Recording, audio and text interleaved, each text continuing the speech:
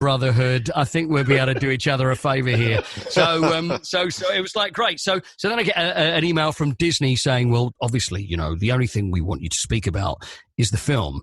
And I thought, well, I don't really want. I just want to talk about that. So then I sent another thing to Charles. He said, "Listen, don't worry. This is for Ken. This interview is for Ken to enjoy in the middle of this press junket that he's doing." So all we did for 10, 15 minutes was just talk about Spurs. And I love him because he really is really passionate about Tottenham. And then he did his all-time 11. He put Pat in goal and he chose Bale and Perryman and Mullery and of course Jimmy Greaves up front. So that was really great fun to do. So lots of stuff like that. Yeah, lovely. Yeah, awesome. Got to keep the fun going. Otherwise, what's the point? Yep, absolutely. And every now and again, I'll just put the suit on to see if it's does it still fit? Just hang it up again. Does it still fit? Yeah. Well, the funny thing is that I've finished the Couch to 5K today. I've just finally finished that today. Brilliant. Because it was just towards the last game. I was thinking, Christ, this is really getting a bit tight now. So, I can actually breathe inside it now. I'm not saying it's loose, but I can breathe inside it for a little while. Awesome. Good. Well, hopefully it won't be too long before you're wearing it again and we get to see you on the pitch side. Yeah, I hope so. I mean, what are your thoughts on that? I don't suppose that in terms of from like on the ground from within the club, do they have any thoughts or guesstimates as to when? Well, I tell you what we did do, Steve, which was really good, is that we've had 2 Zoom meetings now, which is with hospitality, which is me and all the legends. And it is the most ridiculous thing. And Richard Knott is the guy that looks after everybody and organises the legends. So I'm looking at this screen, and then it comes up Ozzy Ardiles. This Pat Jennings sitting there in his front room. And then all the others in Graham Roberts and Mickey appears, and then Clive Allen sitting outside in his garden. And even now, and all the years I've been doing it, I sit and look and I think, you're kidding me. Guess who the odd one out is sitting? It's like the whole thing they used to do on Sesame Street. One of these kids is doing his own thing. There's 4 kids riding a bicycle and one on a skateboard. And it's like I was the one on the skateboard. So, so crazy. So everybody has to chat, see what we're up to. And again, of course, it's all up in the air. And I think we find out through the press, and also, everything else that from everywhere we hear is the same as everybody else. We just got to keep watching, and hopefully, I think, in my opinion, we will be back, I reckon, but I think it's going to be a reduced capacity, and I've just really got my fingers crossed for the new season that people will be allowed back into the game. It's just hope that there's no more peak, and obviously you can see on the streets that everybody's really behaving themselves and social distancing, so I'm sure.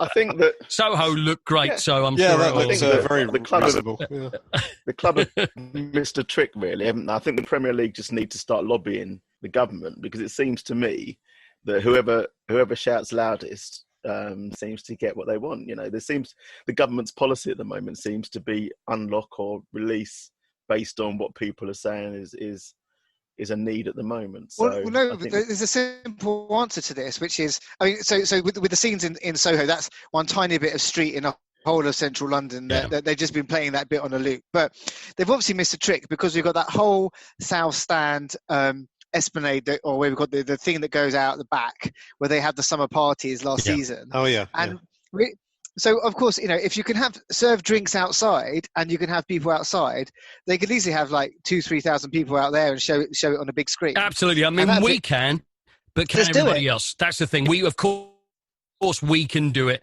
And I'm sure we'll be ready for it, should it be able to, but can everybody else, and will it all work? Because it's for everyone. What can we say, Paul? How about we are the only ground that has fans. Yeah, Nobody else is allowed that fans. Seems totally because correct. We can deal with it. So I think it's only fair that, we're a good bunch of people. Yeah. We're lovely fans. We love our team. And we'll all behave ourselves. And if they say, look, you've got to social distance, if it means us coming back, that's what we'll do. And I'll do the interview at half-time with one of those long poles that they do the interviews with. Exactly. And I'll do that. It'll be great. Cliff Jones, he won't be able to hear me from there. We'll never be able to do it. But anyway.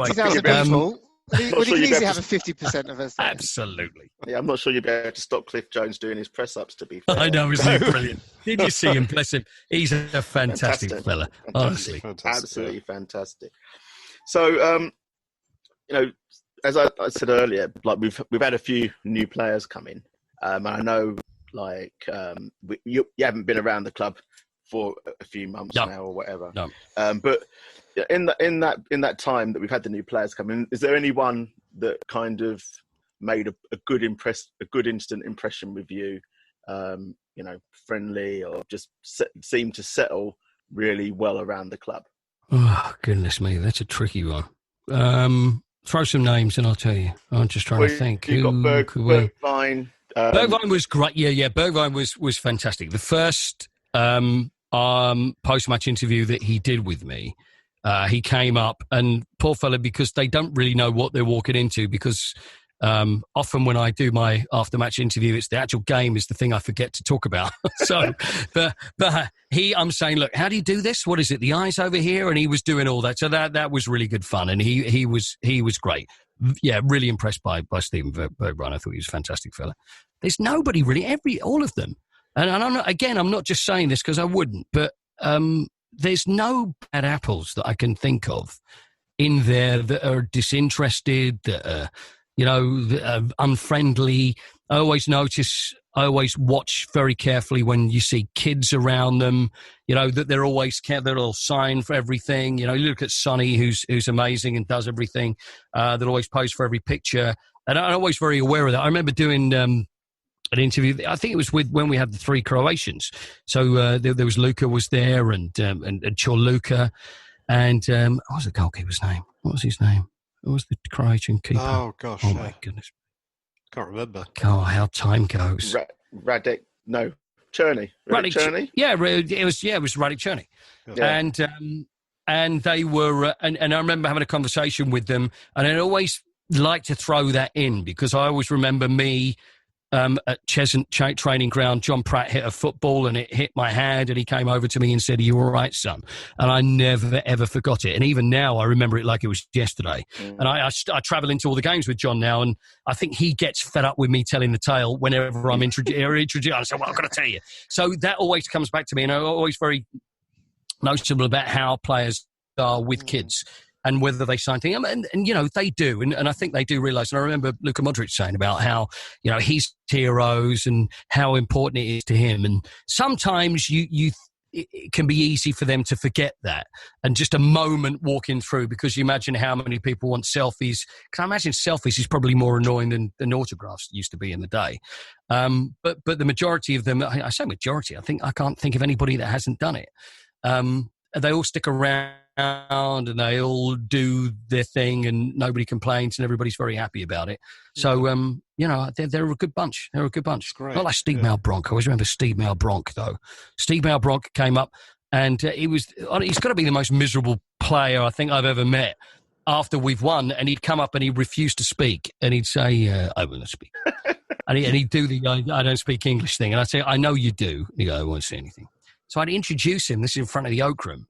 And saying, "Yeah, everybody, Steve Malbronk." I remember standing next to him and going, "You'd never believe this guy had just won man of the match. Well, you'd never believe we just won by the look of his face." And he'd be like that. No. And he wouldn't smile for the photographs. He wouldn't do anything. Did you not tell him that when we were saying Steed, we weren't booing him? It was maybe that's what it was. Did he not realise? I was booing him. That was the thing. I actually. Did I tell you that? Have I told you the Meadow story? Have I ever told you the Meadow story? I don't think so. No. Have you got time for the Meadow story? Yeah, of course. Yeah. So the first ever man of the match. I did. I got the job, and it was Mike Rollo was the guy who was in charge at the time, and he Capital Gold or Virgin or one of these places. Anyway, but somehow I'd stopped going to Spurs. My dad always used to go with me, and he was season ticket, and then he got ill, and we stopped going. So the game came up, and I had to speak to. You remember David Jensen? You remember Kid Jensen? Yeah, my era. David Jensen. Yeah, there you go. And I spoke to David, and I said, "Do you know anybody at Spurs who could take us?" He goes, "Hey, I know this guy, and I know this Mike Ross." So anyway, Mike phones me, and he used to listen to me strangely, and said, "Would you be interested in hosting in one of the lounges at Spurs?" And I'm like, "Are you kidding me?" So he said, "Well, come along with your wife and your dad, and then we'll look after you, and then see what you think." And I'm thinking, Christ, this is ridiculous. So anyway, they get a phone call the day before and said, "Yeah, Martin Chivers is ill. Can you fill in for him?" And at this point, I start shaking, and I'm thinking, I can't do this. I got there, and I was terrified. And I'd interviewed film stars, but loads of people. But when I started meeting Pat Jennings and all these others, I was absolutely terrified. So we played Norwich. I remember watching the game. So this is 2003, 2004. I couldn't concentrate on it, not at all. And I was just thinking, oh, my God, I've not done anything and too much chat. What did I think? I spoke to Pat Jennings and so I couldn't think of what he was saying, and then I lost it. Anyway, so it was all this was going on. And then they said, well, look, can you do the man of the match thing? So that was fine. So anyway, it was Mido, and Mido had made, I think it was his debut for Spurs, and I'd read in the Standard, I remember the day before, that people were calling him the Egyptian David Beckham. Do you remember that? He was like going to be this great superstar that was going to come to us. So I introduced him. I thought, I'll make it nice. I said, he's played fantastic and, it's great that he's here at the club. It's the Egyptian David Beckham. Please welcome Mido. So Mido comes walking up to the stage. And don't forget, this is my first one in front of about 200 people. I'm trying to make a good impression. This guy's got this face like thunder. And he's going, how dare you? I'm like, what? He goes, I am not Egyptian, David Beckham. I'm thinking, Christ, is he not Egyptian? Don't say I've got his. And he's going, I am not Egyptian, David Beckham. I am Mido. I am my own man. How dare you compare me to someone else? So I'm standing on the stage with this guy who's seething. And I'm saying, and I just went, what is your problem? And then he's looked at me like that. See that anyway, there was one guy that was sitting in the audience that shouts out, fight. So I remember looking at Mido and I just said, you're the most handsome man I've ever seen in my life. So he let people laugh. He kind of softened a bit and we managed to get through it. And talk about baptism of fire. And then that was it. So anyway, I got it through it. And then Mike said to me afterwards, can you come back next week? And it literally was that. And this is like 15 years on. And I've seen Mido. I saw Mido when we were at Wembley and he came back. And I said, do you remember what happened that day? Because he was, my friend, hugs and all this. And he said, no. And I said, do you not remember this? Don't remind me, Paul, Jesus. I know. And it was like, see, the thing is, I got too much. And of course, it's on my mind. It's something I have to bring. I have to have closure on this. And he was going, yeah. Sorry about that. And then that was it. And then it was all forgotten. But yeah, I carried it along. But what a way to start. Yeah. And then that was it. And it just continued after that, week after week. So, and I honestly, without shadow of doubt, say I'm still getting away with it. And it's the craziest job in the world. It's just unbelievable. Never take it for granted. Fantastic. Very lucky. Well, yeah, very lucky. As usual, Paul, it's been a pleasure to have you on. We are coming to the end of the show, which means that we have a game to look forward to in probably, it'll be very, very, very soon. So just obviously very quickly before we wrap up, we need to look ahead and we need to think about how we're going to go tonight and match predictions. Andy, I'll start off with you. Well, I think after the Sheffield United debacle, the players would have had a kick up the proverbial backside, and I think we'll go for a 3-0 win. Come on, Andy. Yeah, yes. Boys. Burn the house down. Go for it. Incredible. Okay, so Simon. 3-0. Any advance on 3? Anybody going to give me 4? I feel like I'm going to be under the harbinger of doom now. Simon's going to go, we lose 3-0. Come on, Simon. Well, no, I did predict. I did say 3-3. I did say 3-1 last week, but it was the wrong way around. So, I think I'm going to say win. I think I'll say 2-1. I think it'll be tight, but I think you are right. I think the when we've seen before is when we get a bit of a slap and a bit of a reality check, we come back. So I'm hoping to see that tonight. 2-0, 2-1 maybe, but I think we'll get there, and then we'll be happy that we have. Yeah, good stuff, Paul. I think we're going to lose 4-0, Steve, to be honest with you. That's right. Listen, I managed to keep my potty mouth in check and everything. We're definitely going to win this game. Yeah, okay, so it might have egg on my face afterwards, but I really don't think so. We lost a game of football. We went away and played in Sheffield. Over the years, a game like that, will we always expect to win? Probably not. We're playing Everton at home. Yeah, there's no crowd there, but they're going to be at home. They're going to feel comfortable, and we are going to win the game 2-0. Okay, no, I agree. I the point about being at home is something that I was going to make, and like, you know, if you believe Twitter, we never make a noise anyway. So the crowd, the players will be used to playing in a silent stadium, but they're